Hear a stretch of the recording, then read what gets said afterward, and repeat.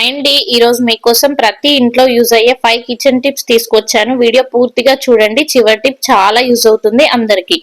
మొదటిగా first tip mixer jar base cleaning. Mixer jar మనం clean చేస్తూ ఉంటాం, కానీ ఈ జార్ క్లీన్ చేసేప్పుడు పైన క్లీన్ చేస్తాము, కానీ కింద బేస్ ఎప్పుడు క్లీన్ చేయము. అలా కాకుండా 1 మంత్ కి ఒకసారి ఇలా క్లీన్ చేసుకున్నామంటే చాలా నీట్ గా ఉంటుంది. 1 teaspoon baking soda, 1 teaspoon Vim liquid, కొద్దిగా నిమ్మరసం యాడ్ చేసుకుని ఒక 5 మినిట్స్ పక్కన పెట్టుకున్న తర్వాత మనం క్లీనింగ్ బ్రష్ తో క్లీన్ చేసుకుంటే చాలా నీట్ గా అవుతుంది. అప్పుడప్పుడు వర్షాకాలంలో మిక్సీ జార్ బేస్ కింద ఫంగస్ లాంటిది ఫామ్ అవుతుంది. అలాంటప్పుడు మనం అదే మిక్సీ జార్ యూజ్ చేసామంటే మన హెల్త్ పాడవుతుంది, అలాగే మిక్సీ గ్రైండర్ కూడా పాడవుతుంది, మన మనీ వేస్ట్ అవుతాయి, అలాగే హెల్త్ కూడా పాడవుతుంది. అలా కాకుండా ఉండాలంటే 1 మంత్ కి ఒకసారి ఒక 10 నిమిషాలు మనం కేటాయించామంటే చాలా ఈజీగా మిక్సీ జార్ ని క్లీన్ చేసుకోవచ్చు. ఇలా వీడియోలో చూపిస్తున్నట్టుగా మనం లెమన్ సోడా యూజ్ చేయడం వల్ల ఎలాంటి బ్యాక్టీరియా ఉన్నా కూడా చనిపోతుంది. చాలా హైజెనిక్ గా మన కిచెన్ ని మనం మెయింటైన్ చేసుకోవచ్చు. బయట దొరికే కెమికల్స్ కాకుండా ఇంట్లోనే మనం ఈజీగా ఇలా క్లీన్ చేసుకున్నామంటే మన హ్యాండ్స్ కి కూడా ఎలాంటి ఇన్ఫెక్షన్స్ రాకుండా ఉంటాయి. చూడండి బిఫోర్ ఆఫ్టర్ ఎంత మంచిగా క్లీన్ అయిందో. రెండో టిప్, మనం యూజ్ చేసిన బ్రష్ ని బయట పాడేస్తూ ఉంటాం కదా, ఇక నుంచి అలా పాడేయకుండా ఇలా కట్ చేసి మంచి క్లీనింగ్ బ్రష్ గా మార్చుకోవచ్చు. ఇలా వీడియోలో చూపిస్తున్నట్టుగా నైఫ్ వేడి చేసుకుని బ్రష్ ని కట్ చేసుకోవాలి. ఆ తర్వాత మనం ఎక్కడైతే కట్ చేసామో అక్కడ హీట్ చేసుకుని బ్రష్ వెనక వైపుకి అంటించుకున్నామంటే మనకు క్లీనింగ్ బ్రష్ అనేది రెడీ అవుతుంది. ఇంట్లో మనం కిటికీల దగ్గర చిన్న చిన్న సందులు ఉంటాయి కదా, వాటిని క్లీన్ చేయడం చాలా కష్టంగా ఉంటుంది. అలాంటప్పుడు ఈ బ్రష్ మనకి చాలా యూస్ఫుల్ అవుతుంది. మార్కెట్ లో మనం రకరకాల క్లీనింగ్ బ్రష్లు కొంటూ ఉంటాం కదా, చాలా కాస్ట్ పెట్టి. అలా కాకుండా మనం ఇంట్లోనే చాలా ఈజీగా క్లీనింగ్ బ్రష్ అనేది రెడీ చేసుకోవచ్చు. ఈ బ్రష్ యూస్ చేసి మనం ల్యాప్టాప్ క్లీన్ చేసుకోవచ్చు, మిక్సీ జార్ బేస్ క్లీన్ చేసుకోవచ్చు. ఎక్కడైనా మనం చిన్న చిన్న సందులు ఉంటాయి కదా, అక్కడ నార్మల్ గా బ్రష్ పెట్టడం వల్ల అంత క్లీన్ గా అవ్వదు, కాబట్టి ఇలా బ్రష్ రెడీ చేసుకుని క్లీన్ చేసుకుంటే ఈజీగా బ్రష్ అనేది మూవ్ చేయొచ్చు, తొందరగా క్లీన్ అయిపోతుంది. రూపాయి ఖర్చు లేకుండా ఎంత మురికైనా మనం ఈజీగా ఇలా క్లీన్ చేసుకోవచ్చు. మీరు కూడా ట్రై చేసేయండి. నెక్స్ట్ టిప్ నెంబర్ 3, మనం గ్యాస్ స్టవ్ వెలిగించినప్పుడు అప్పుడప్పుడు చిన్నగా మండుతుంది కదా, అలాంటప్పుడు ఇలా క్లీన్ చేయండి. ఒక సేఫ్టీ పిన్ ఉంటే చాలు, మన బర్నర్స్ చాలా పెద్దగా మంట వస్తాయి, కుకింగ్ టైం కూడా చాలా సేవ్ అవుతుంది. ఇలా వీడియోలో చూపిస్తున్నట్టుగా సేఫ్టీ పిన్ ని యూ షేప్ లాగా ఫోల్డ్ చేసుకోవాలి. ఇలా ఫోల్డ్ చేసుకున్నాక మన గ్యాస్ స్టవ్ ని వెనక సైడ్ కి టర్న్ చేసుకొని వీడియోలో చూపిస్తున్నట్టుగా ఒక చిన్న హోల్ ఉంటుంది మన బర్నర్ కి బ్యాక్ సైడ్ కి.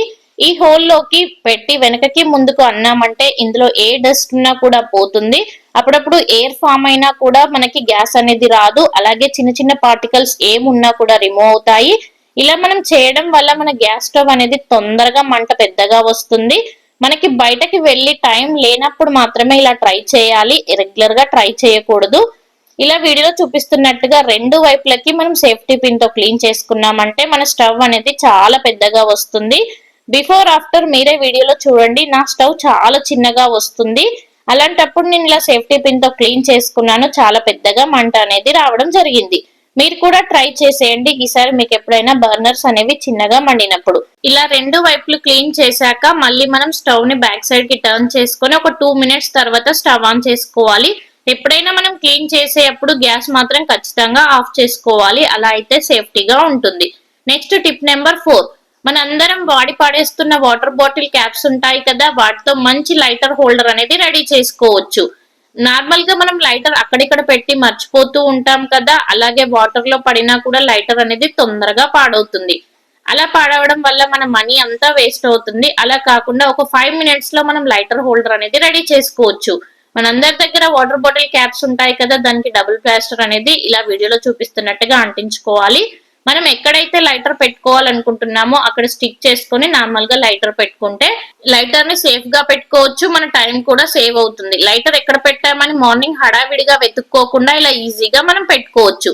టిప్ నెంబర్ 5, మనం రెగ్యులర్ గా గ్యాస్ స్టవ్ అనేది క్లీన్ చేస్తూ ఉంటాం కదా, ఎప్పుడైనా టీ పొంగినా లేదంటే పప్పు కుక్కర్ లో పప్పు పెట్టినప్పుడు స్టవ్ పైన అంతా పడుతూ ఉంటుంది కదా, అలాంటప్పుడు ఇలా ట్రై చేసేయండి.